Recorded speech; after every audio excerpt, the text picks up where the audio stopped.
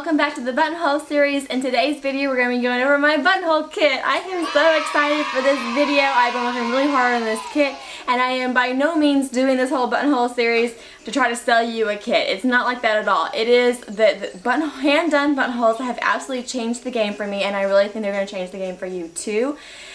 I remember those days where your machine would eat the buttonhole, it would stop halfway through doing a buttonhole, it would not do the buttonhole in the place you wanted it to, you wanted it to go into. I'm trying to get the words out. I'm so excited for this video. I think it's going to be an absolute game changer for you. And yes, we have a sweet Daisy in the background. She's in her little jumper. She has become this morning a baby who is not napping, not never. So we're just going to make her work. But yeah, this is my buttonhole kit.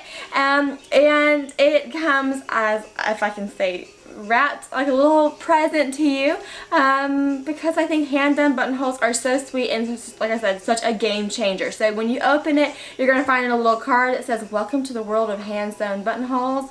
There is no going back now." And I truly believe that. In the last 5 years I have gone back to machine buttonholes once and I deeply regretted it. It was a CC Franny and it had, oh my gosh, like 6 or 7 buttonholes, and I was like, I'll just go through the machine. And it had been so long since I put done I'm so excited to get these words out. It had been so long since I had done a machine buttonhole that I sort of forgot all of the issues that I had, right? I was like all running through the machine instead of doing, a total of 6 or 7 buttonholes, and it all just came back to me, right? It was like I was sweating bullets and it wasn't going here, and it was eating the fabric, and it was too much tension, and it was just like, it was becoming a hot mess in a hurry. And I was like, why did I do this?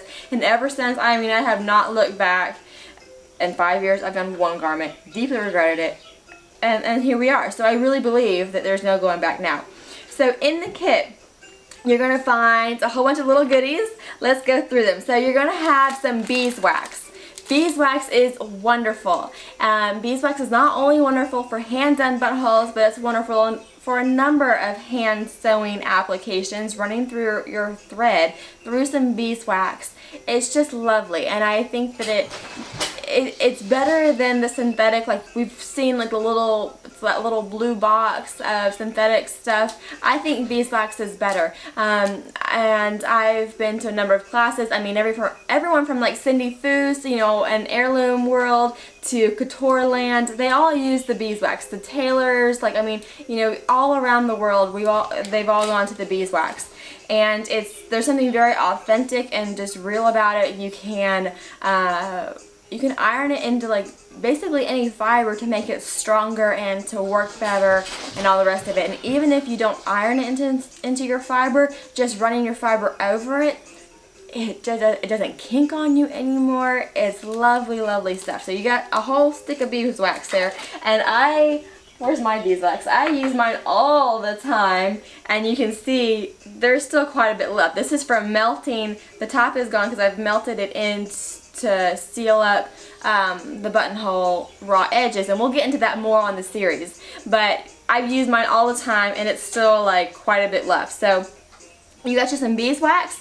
You also have a buttonhole chisel set. So these go with the apple. The apple is so you can put to give you like a surface so you can do the chisel and punch work on and not have to sacrifice your desk or whatever. But you got you a chisel as well as this little punch. The punch is to make keyhole buttonholes.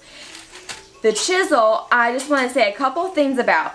The chisel does come sharp, but if you're somebody who, you just want everything in like tippy top, peak condition, like best of the best, what you're going to want to do is you're going to want to sharpen this chisel. And it's not anything wrong with the chisel, whatever, like it's a fine chisel. What I'm trying to say is that every chisel is like this, and you can ask any woodworker. They don't come like tip top, super duper sharp. Now we're cutting open fabric with this and we're just smushing it down. So I found that it has worked just fine, but just technically speaking, if you want your chisel to be absolutely like peak condition, you're gonna want a sharpener. The little edge of the chisel, that little chamfered edge, should be like a mirror when it is super sharp.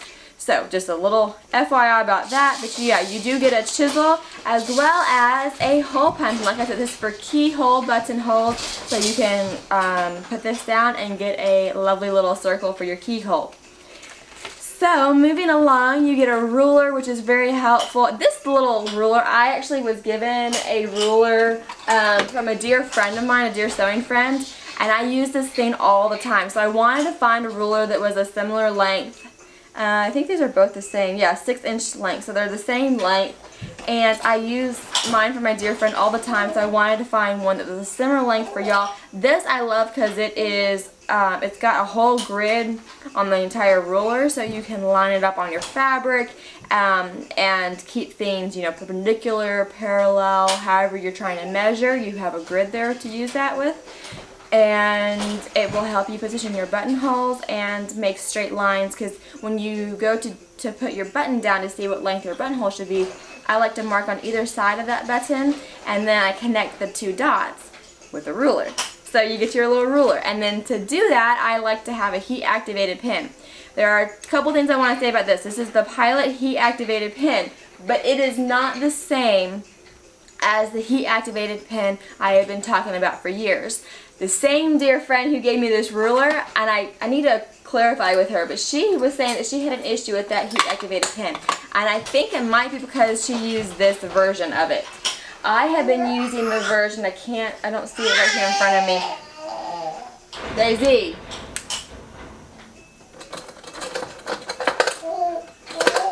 Anywho, I've been using the version with like the big old cap, and I've never had an issue with it not coming out of the fabric with embroidery work and all the rest of it. This one though will leave a little bit of a shadow behind. Now, with a hand-done buttonhole, it is no big deal, because even if you're doing white on white, the white is going to cover up the shadow, and these are just a better economical pin for me to include into your kit. I've used this time and time again for things that doesn't matter. When it comes to embroidery work though, you're going to want to use the one with the big cap. Does that make sense? So I save the one with the big cap for embroidery work, and I use this because, like I said, it's more economical. I use this for things where it doesn't matter. Like I'm going to be covering up completely and it's no big deal, and a buttonhole falls into that category. So you're going to have one of these, but please don't use it for embroidery work if like you're not going to have it covered. I hope that makes sense. So then you're going to get 2 needles. One is, well, one's larger than the other. There we go. And they're both millimeter needles. Guys, so at least this is my humble opinion, okay? When it comes to your sewing machine, that needle can make a huge difference. When it comes to hand sewing, millimeters, sharps, straws, in-betweens, all of those have a similar shape, and I just grab whatever one I can find, honestly, and I don't think that has all that huge of an impact. I really like a needle though where the eye does not bulge out from like the shaft of the needle, so I like it to kind of be all one diameter, you know, ish, and as long as it's that, I'm like good to go. If I can fit the fiber through, go for it. You know, things like silk ribbon embroidery, I have to go to a different type of needle because I can't fit the silk ribbon through the eye of the needle. But at any rate, so you've got 2 millimeter needles, but like I said, it doesn't matter all that much which needle you use, at least that's my experience with it. Then you're going to have all these fibers. I am so excited to be these fibers. Oh my gosh. Okay. Okay, so you've got your silk buttonhole twist. You have 2 colors of it. Can we like 2 colors of silk buttonhole twist? It's wound up on these bobbins, and there's actually more material on these bobbins than there is in the silk buttonhole twist that's currently being sold. So the ones that are currently being sold, there's 22 meters, and on these guys, there's at least 23, if not 24 meters. So I'm very excited to be offering to that. As well as, you've got a whole thing of pearl cotton. This is the DMC pearl cotton size 12. I absolutely love this. You jumping? I absolutely love this. This is wonderful for smocking as well, but I think it does a fabulous everyday buttonhole on medium weight fabrics.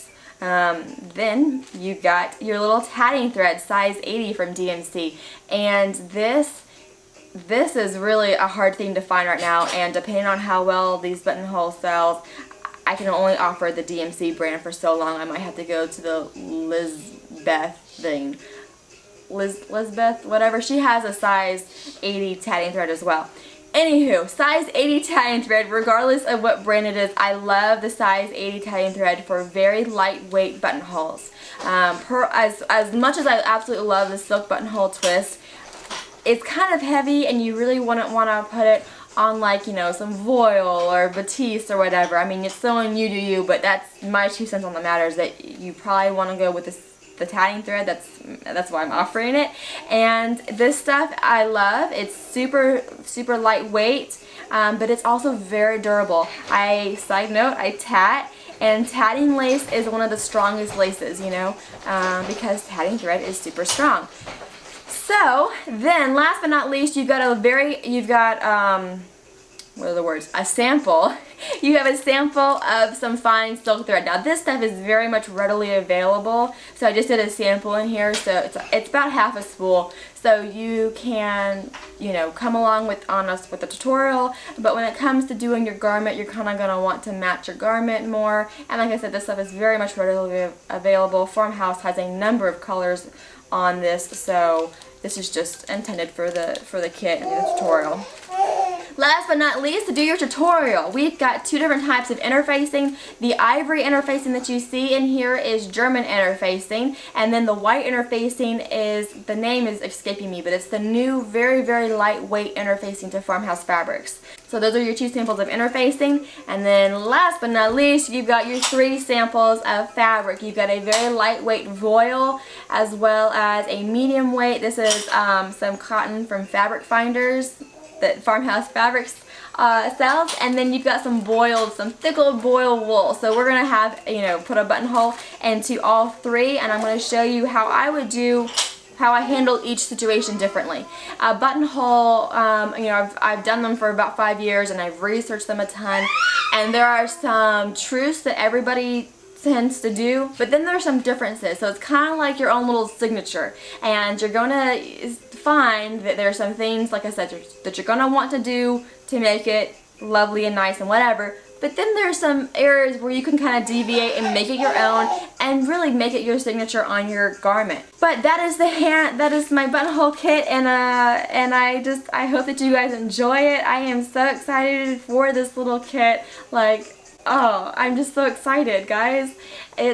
I can't say it enough. It has been an absolute game changer for me. I have other videos in this buttonhole series if you want to go check those out.